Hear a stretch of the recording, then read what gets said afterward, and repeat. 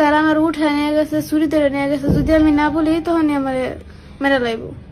আমার ভয় দেখা বলাইছে, বলছে যদি আমি এগুলো না বলি তাহলে আমার আব্বুরে আমার বাইরে তা করে মেরে লাইব। তোমার নাম কি? ফারিহা। তোমার বাবার নাম?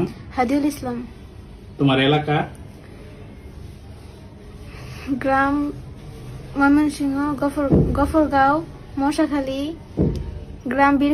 আসসালামু আলাইকুম, বিসমিল্লাহির রহমানির রহিম। যে যেখান থেকে দেখতেছেন এই ভিডিওটা সবাইকে দেখার সুযোগ করে দেবেন। এবং একজন ইমাম সাহেবের মেয়েও নিরাপদ নয় বাংলাদেশে। এবং কিছু দুর্বৃত্তরা বিএনপির নেতাকর্মীরা একজন ইমাম সাহেবের মেয়েকে জোর করে তুলে নিয়ে গেছে। সে ইমাম সাহেবের গলায় পিস্তল ঠেকিয়ে এবং ইমাম সাহেবের মায়ার মাথায় পিস্তল ঠেকিয়ে তুলে নিয়ে গেছে। না গেলে ইমাম সাহেবের মায়াকেও মেরে ফেলবে, ইমাম সাহেবকেও দুনিয়ার থেকে মেরে ফেলবে। এবং এই স্বাধীন বাংলাদেশে কি বাজে যে একটা নারীকে জোর করে নিয়ে বিয়ে পড়ায় মাথায় পিস্তল ঠেকিয়ে এবং ছুরি দেখিয়ে, এবং রিক্সার ড্রাইভারও না চাইতে চাইলে রিক্সার ড্রাইভারের মাথায়ও পিস্তল ঠেকিয়ে নিয়ে যাচ্ছে। কোথায় গিয়ে প্রশাসন, কোথায় বাংলাদেশের সরকার? বাংলাদেশের সরকারকে জিজ্ঞাসা করতে গিয়ে চাচ্ছি আপনার প্রশাসন কোথায়? কেন বাংলার মাটিতে একটা 13-14 বছরের মেয়েকে ইফটিজিং করবে রাস্তাঘাটে, এবং রাজি না হলে বাসার থেকে জোর করে তুলে নিয়ে তার সাথে বিয়ে পড়াতে হবে? এবং বিস্তারিত এই মেয়েটির মুখ থেকে আপনারা শুনতে পারবেন কয়জন ছিল, কারা কারা, কোন দলের লোক। এবং বাবার কাছে মেয়েরা নিরাপদ বাজে থাকতে পারে না, না দুর্বৃত্তরার জন্য কোথায় থাকবে বাংলার নারীরা? দেখুন, তারা আমার উঠায় নিয়ে গেছে, চুরি করে নিয়ে গেছে। যদি আমি না বলি তখনই আমার মেরে লাইব। আমার ভয় দেখা বলাইছে, বলছে যদি আমি এগুলো না বলি তাহলে আমার আব্বুরে আমার বাইরে তা করে মেরে লাইব। তোমার নাম কি? ফারিহা। তোমার বাবার নাম? হাদিউল ইসলাম। তোমার এলাকা?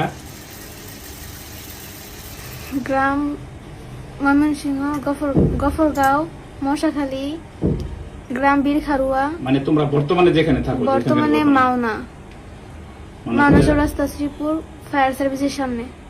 আচ্ছা, তো আমরা তোমার একটা সাক্ষাৎকার দেখলাম বর্তমানে মিডিয়াতে, ঠিক আছে? তো এটা কি আসলে তোমার সাক্ষাৎকার? মানে ওই যে মিডিয়াতে যে কথা বলতে দেখলাম, এগুলো আমার ভয় দেখা বলাইছে, বলছে যদি আমি এগুলো না বলি তাহলে আমার আব্বুরে আমার বাইরে তা করে মেরে লাইব। জোর করবো তারা বলছে। তারপরে সেফরা লাগে আমি কথাগুলো বলছি। এই সাক্ষাৎকারটা কোন জায়গায় নিয়েছে তোমার কাছ থেকে? একটা নেওয়া হয়েছে থানার মধ্যে, আরেকটা নেওয়া হয়েছে বাড়িতে। একটা শ্রীপুর থানায় নেওয়া হয়েছে। আচ্ছা, তোমাকে জোরপূর্বক কি বলছি যে তোমার বাবারে মারবো, কি বলে হুমকি দিছে? যদি আমি তা করে না বাঁচাই, তা করে জেল থেকে না বার করি, তাহলে আমার আব্বুরে মেরা লাইবো, আমার ছোট ভাইরে মেরা লাইবো। এই বলে হুমকি দিছে না? হ্যাঁ। বা তুমি বলতে বাধ্য হইছো? বলতে বাধ্য আমি। আচ্ছা, যারা তোমারে কিডন্যাপ করছে, উঠায় নিয়ে গেছিল, তাদের সাথে পূর্বের তোমার কোন সম্পর্ক আছে? না। তারা কি ইতিপূর্বে তোমার উত্তপ্ত করতো, বিরক্ত করতো, ডিস্টার্ব করতো? হ্যাঁ। তাইলে শুনছি তোমারে এই পয়লা বৈশাখের সময় তারা উঠায় নিয়ে গেছে। এটা কি তুমি তাদের সাথে স্বেচ্ছায় গেছো, না তারা তোমারে উঠায় নিয়ে গেছে বিভিন্ন কায়দায়? তারা আমার উঠায় নিয়ে গেছে, চুরি করে নিয়ে গেছে। যদি আমি না বলি তখনই আমার মেরে লাইবে। আমি ভয়ে তোর সাথে গেছি। রিস্কাওয়ালা যেতে না চাইলেও রিস্কাওয়ালারও ভয় দেখাইছে, যদি তারা নেওয়া না যায় তাহলে রিস্কাওয়ালাও মেরে লাইবে। রিস্কাওয়ালারে বই দেখেছি। এটা কারা কারা নিছে তোমারে? আবিদ, সুমিত, উজ্জ্বল। তখন তাদের কাছে অস্ত্র ছিল? অস্ত্র ছিল। কি কি অস্ত্র ছিল? ছুরি ছিল, বন্দুক ছিল। আচ্ছা, তারা যে আমরা মিডিয়াতে একটা কোর্ট ম্যারেজের কাগজ দেখলাম, তো কখন কোর্ট ম্যারেজ করছে, তারা কেমনে করলো এটা? আমি জানি না কোর্ট ম্যারেজ কেমনে করছে, আমি এগুলো কিছুই জানি না। তোমার সাইন স্বাক্ষর নিছে? স্বাক্ষর নিছে, তারা আমার জোরপূর্বক সাইন নিছে, তারা হাত ধরে আমার লেখাইছে। তাহলে তোমারে তারা যে কদিন নিয়ে আটকায় রাখছে, কোথায় কোথায় রাখছিল তোমারে বলতে পারো? প্রথমে মনে হয় তার নানুর বাসায় রাখছিল, পরে কই কই রাখছে এটা আমি চিনি না। ছিল না, ঘরের ভিতরে আটকায় রাখছে। আচ্ছা, আমরা মিডিয়াতে দেখলাম কেউ কেউ বলতেছে যে তোমার নাকি 22,000 টাকা দামের মোবাইল দিছে, আসলে কি ঘটনা সত্য? আল্লাহর কসম এটা সত্য না। সত্য না। আচ্ছা আচ্ছা, তারপরে প্রেম সংক্রান্ত যে সমস্ত বিষয় বললো, মিডিয়াতে দেখলাম যে ভাইরাল হয়েছে যে তোমাদের মধ্যে রিলেশন ছিল আর কি পূর্ব থেকে, এরকম কোনো কিছু ছিল? না, বলেও না।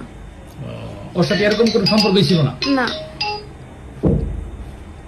আচ্ছা, মিডিয়াতে যা কিছু প্রচার হয়েছে, এখন ওই যে মিডিয়াতে যা যা প্রচার হয়েছে, বিভিন্ন জন বলতেছে তার সাথে তোমার সম্পর্ক ছিল, প্রেম ছিল, তুমি স্বেচ্ছায় গেছো গা, হ্যাঁ ইচ্ছা করে গেছো গা, এগুলো কি সত্য? এগুলা ভুল। আচ্ছা, এগুলো বল ওই দিন নেওয়ার সময় প্রশ্ন আছে না?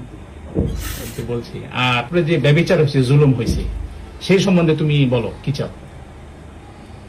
আমি তাকে বিচার চাই। আচ্ছা, দেশবাসী কি তোমার জন্য বিচার করবে? আইন প্রশাসন যা আছে এদের কাছে তুমি কি বিচার চাও না?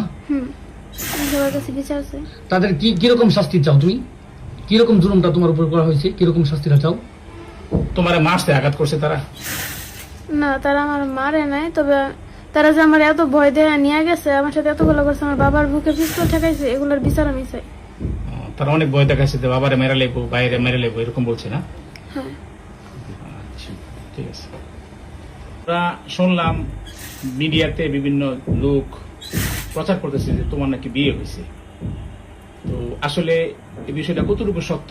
যদি হইয়া থাকে কিভাবে হইলো, কারা করাইলো, কোন জায়গায় করাইলো, আমাদের একটু খুলে বলো। তারা আমার ধরে নিয়ে প্রথমে তার বন্ধুর বাসায় রাখছে, সুমিতার বাসায় রাখছে। পরে সুমিতার বাসা থেকে আমার নিচে রাত্রে মাগরিবের দিকে একটা রিসোর্টে, পরে রিসোর্ট থেকে রাতের 10টার দিকে আরেকটা রেস্টুরেন্টে নিয়ে আইছি। পরে রেস্টুরেন্টে না আরো ওর বন্ধুরা অনেকেই, উজ্জ্বল, সুমিত, আরো এই যে পাপ্পু এও ছিল, আবার সুহানরে মনে হয় উকিলেই দিছে, এমনি বিয়ে করাইছে। আর সুহানের আব্বু ছিল, বসো, আরো বন্ধুরা ছিল, কাজী বইলে তোমার সাইকেলটা ছেলের যারা ছিল, বাচ্চু ছিল। আর কাজী বলতে পারি না, কোন হুজুর কিছুই না, মানে ছেলেটা কাজী নাকি আমার সন্দেহ হয়ে আছে। ওরা এই বিয়া পড়াইছে, কবুল টবুল কইছে, কিন্তু তারা তোমার ভয় দেখা জোর করা করাইছে। গেলাম যদি কবুল না করতে তাহলে এরকম মেরে ফেলবো, এরকম কিছু হুমকি দিছে? হ্যাঁ, হুমকি দিছে। এটা করতে আছে।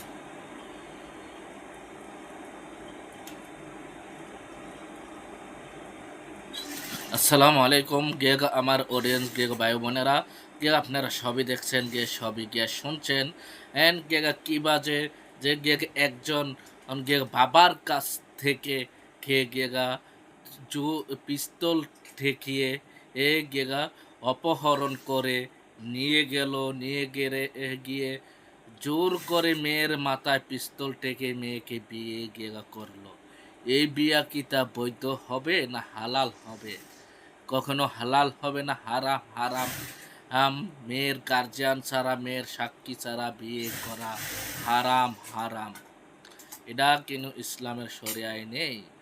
এবং প্রশাসনের লোকদেরকে বলতে চাই, এবং বাংলাদেশের সরকারকে বলতে চাচ্ছি, এই গেগা মেয়েটির বিচার যেন অতি তাড়াতাড়ি বাংলার মাটিতে হয়।